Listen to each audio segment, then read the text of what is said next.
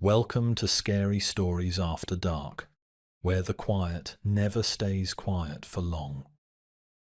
The story that follows was submitted anonymously to our inbox. The file included a single photograph of a dim hallway and one line typed repeatedly, as if the sender had meant to be sure we saw it. Listen to the quiet. Moments later, a second message appeared. This one wasn't anonymous. My name is Ethan Ward. I don't know who else to tell this to. I just need someone to hear what's been happening across the hall. If anything happens to me, I want someone to know. Ethan Ward was 34 when he signed the lease for the second-floor unit at Cedar Elm Gardens. He called himself practical, an architect who believed in plans, clean lines, and the comfort that came with a checklist. The complex sat on the sleepy edge of town, where the streetlights thinned and the lawns grew long.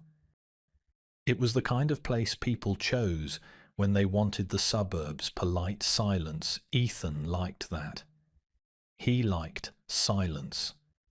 After the breakup, after the months of friends who asked the wrong questions, he wanted a small, private place. He could look at blueprints in without interruption. On moving day, the building seemed smaller than the listing photos, stretched by the narrowness of the corridor and a smell that belonged to old carpets and late-night cooking. The fluorescent light over the elevator flickered in 3 quick beats when it opened. Ethan told the leasing agent he wouldn't mind a little wear and tear. He'd fix anything that leaned.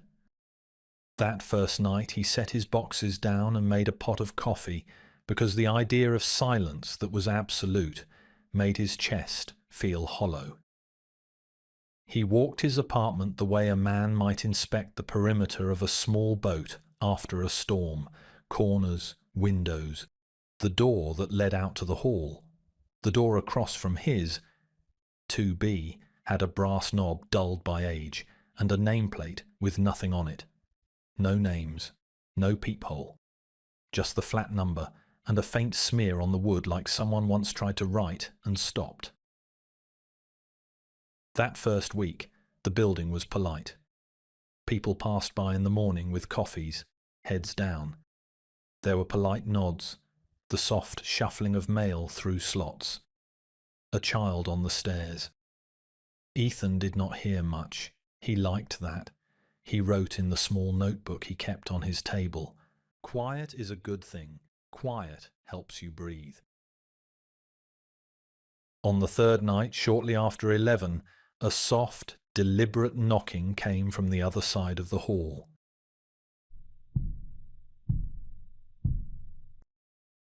Ethan looked up from his cup. The knock came again, slow, measured. 3 taps, pause, 2 taps. He stood and crossed the carpet, thinking of a neighbour who might have locked themselves out. Or a prank. The number 2B's door remained shut. Through the peephole, which showed nothing but the dim rectangle of the hallway, he saw nothing move. He thought of calling the landlord. He thought of stepping into the hall to knock back. Instead, he sat back down and told himself it was reckless to act on a noise. He watched the steam from his coffee swirl like a small, calm ghost. Over the next days, the knocks became small punctuation marks in his life. At times, they seemed timed with the hum of the heater or a late truck that rattled the building.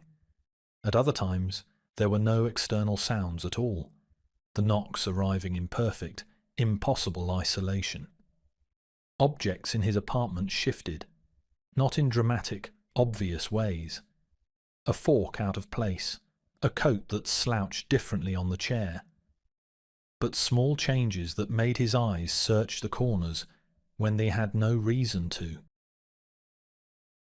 There was a note left in the elevator that first week. Typed on a pale slip of paper, it said, "Do not go into 2B. It's empty." Someone had taped it to the panel with clear tape. Beneath the typed line, in smaller handwriting, there was a single scribble. "Listen." Ethan folded the paper and kept it in his pocket for a night, as though it might explain itself if kept close enough. Sleep, for Ethan, started to thin like worn fabric. He would be partway through a dream when a small sound from the hall would pull him awake, and for the first few dizzy seconds he'd believe the dream had continued into the real world. The knocks sometimes arrived in patterns that made little sense, a rhythm he felt more in his chest than in his ears. He began to time them, not because he wanted to, but because keeping a schedule felt less frightening than not knowing. At work, his drawings took on a new edge. He found himself sketching the hallways, the slight slants in the ceiling. His colleagues said he looked pale. He smiled at them in a way that did not reach his eyes.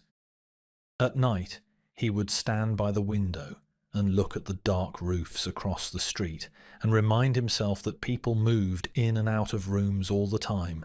People left, and the rooms remained.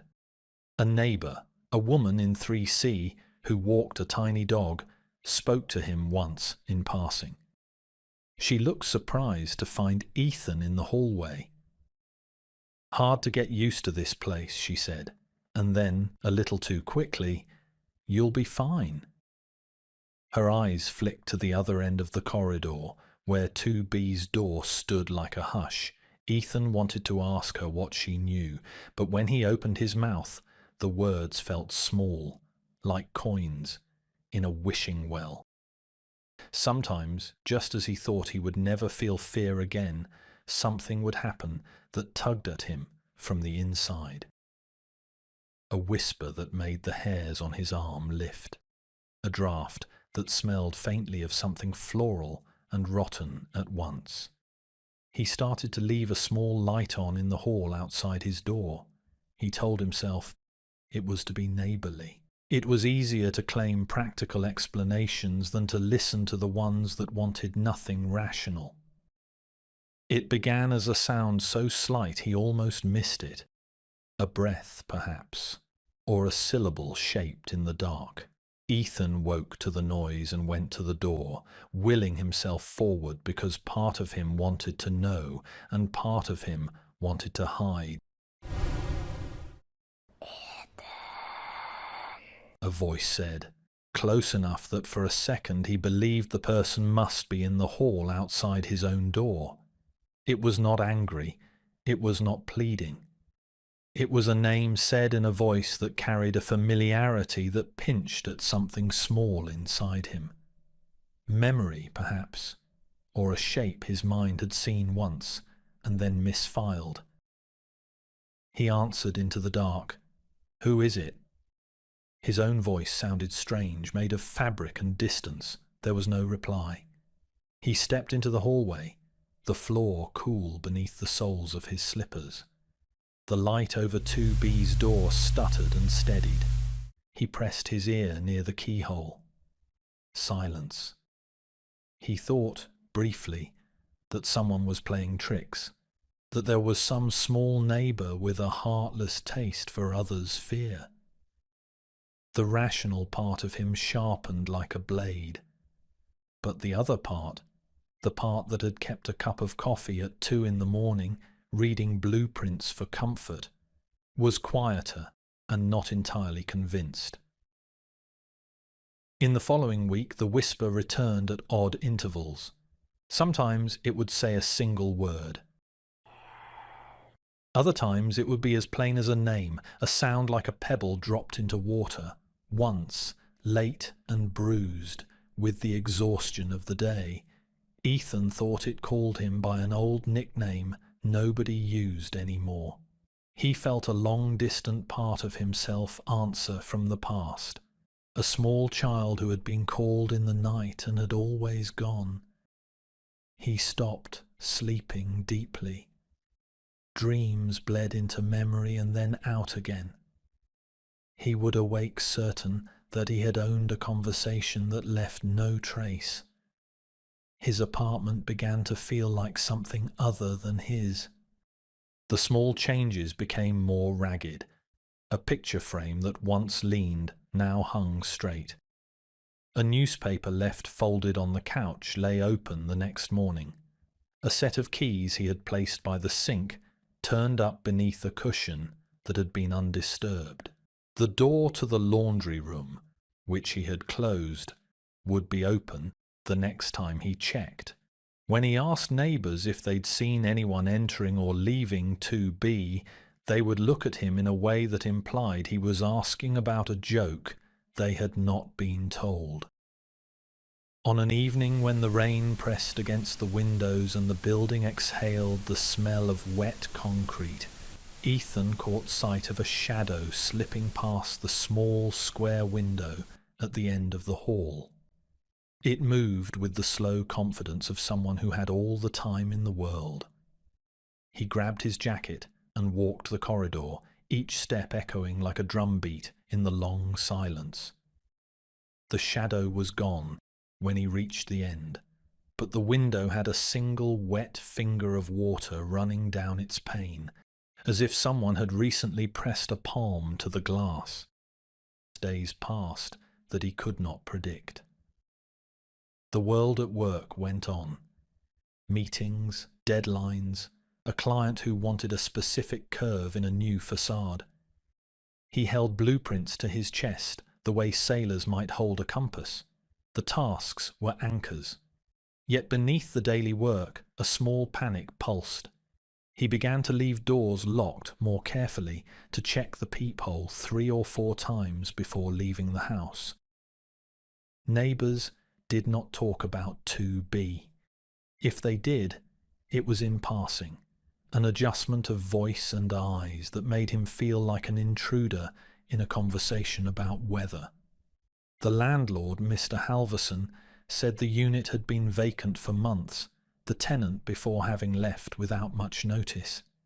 He said this in the kind voice of someone who kept small regrets for himself. At night, the whispers grew bolder. They threaded into the edges of song lyrics he hummed, and sometimes shaped themselves into syllables that were nearly words. He started to leave simple things on his table that would ground him: a mug, a notebook, a photograph of a coastline he'd visited once years ago. But even these were not immune.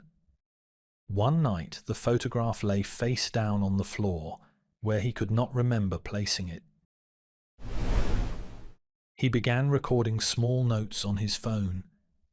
Times for the knocks, the cadence of the whispers, how the light over 2B's door turned a slightly different colour each time it blinked.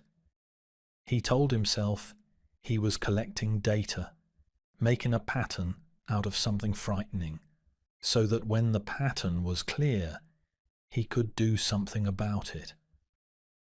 The pattern was never clear. It was a fogged mirror reflecting nothing but his own face. On the night that became the spine of the file he sent, the world seemed smaller, like a glass pressed to the mouth.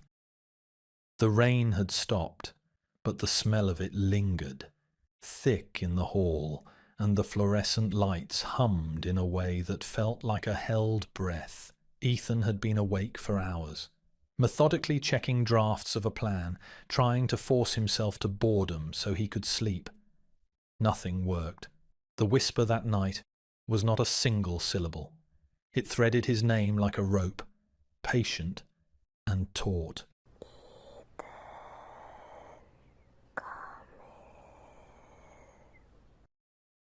He felt his heart move in his throat like a frightened animal.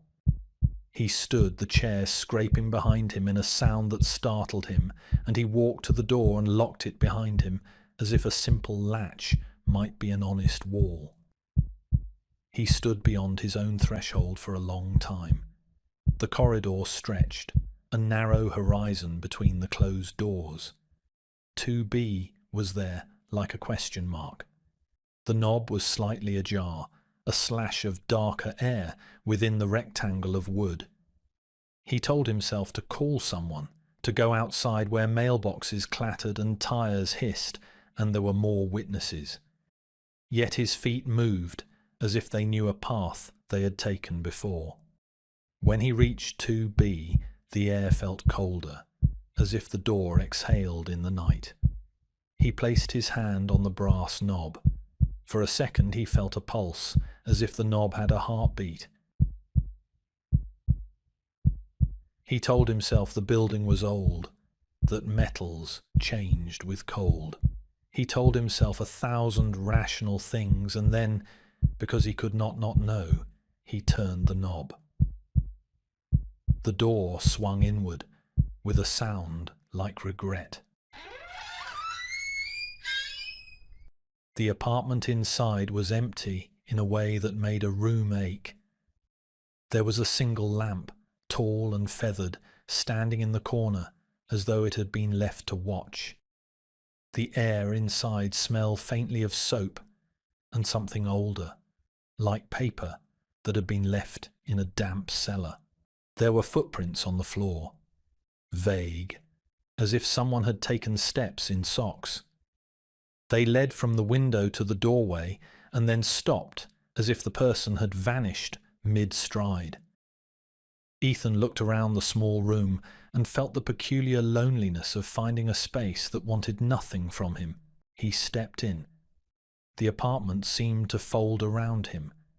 It was not until he had crossed the threshold that a quiet sound, small, a breath through a pipe perhaps, folded behind him, and the door clicked softly closed.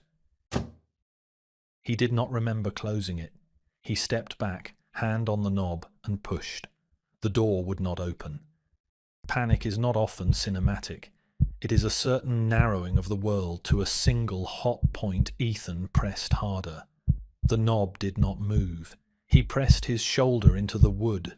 He banged his fist, and the apartment remained unmoved, as if it were glued to an absence. He felt the adrenaline melt into a long, slow fear, where his breath was the only active thing in his chest. He placed his ear to the door and heard, not footsteps now, but a thumping like a pulse against the far wall. It matched the rhythm he had recorded on his phone earlier in the week. He thought of his notes, the times, the patterns. He thought about leaving, about running, about screaming. All these things felt distant, like a radio playing in a room down the hall. He crouched and looked through the keyhole. On the other side was a dark space, and in that dark he saw, impossibly, a shape. Not quite a person, not quite shadow.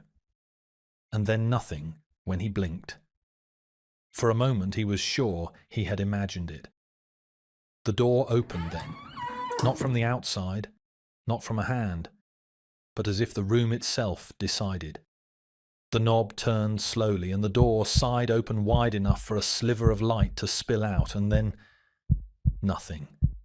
Ethan stepped backward and then forward, unsure whether he had been invited or chased. He could not tell whether he was brave or foolish, or both. He walked into the room on legs that felt borrowed. The lamp in the corner was not lit, but the window at the far end let in a thin strip of moonlight, pale and uncertain. On the window ledge, a smear of something like fog marked a hand pattern, the outline of a palm. Ethan reached out and touched the glass. It was cold and damp. A whisper came then, softer than anything he had heard all the nights before, close to his ear, though no one stood near him. "You hear it now." For a beat he felt, absurdly, the memory of a lullaby sung to him when he was a child. He could not remember who had sung it. He could not remember the tune clearly, only the way it had the shape of safety, and then the wrongness of it. He turned to leave and found the hall outside differently lit, as though time had shifted by a fraction. The rug near his door had a fold he did not remember smoothing. The world had shifted sideways, and he felt, with a slow, sinking certainty, that something had slid into the space where he used to stand. He left the light on all that night and sat up in his chair, and as the hours gathered like small stones, he typed what later became this file. He typed in short sentences that kept the edges of his mind intact. He spoke to no one, and yet to everyone, in the way a message in a bottle speaks to a shore morning came oddly. The sun found the hallway normal, and the neighbour with the tiny dog waved and said good morning, as if nothing had been drawn across the night. Ethan kept the photograph of the coastline on his table and set his coffee down, and for a moment he believed he would go on. But each time he looked toward 2B now, the door seemed not only ajar, but expectant, like a mouth ready to speak. He wondered whether the building had always known its own habits, and he merely arrived late to learn them. He wondered whether the knocks and the whispers were something living or something learned. He ended the file with a line that made him feel like an animal leaving a trail in the snow. If you read this and you think it is silly, I forgive you. If you read this and you think it is true, please listen to the quiet. The email he sent to us had no return address. The photo attached showed the hallway exactly as he described. The slightly ajar door, the smudge of light, the thread of dust in the air that looked like a breath. When we opened the file, the last entry was a short audio clip. It was nothing but a long, low hum, and then a whisper. It said a name we could not understand, and then the sound faded into a static that, when listened to with intent, sounded like a footstep measured to the width of a room. We never heard from Ethan again. You've been listening to Scary Stories After Dark. Subscribe, if you dare.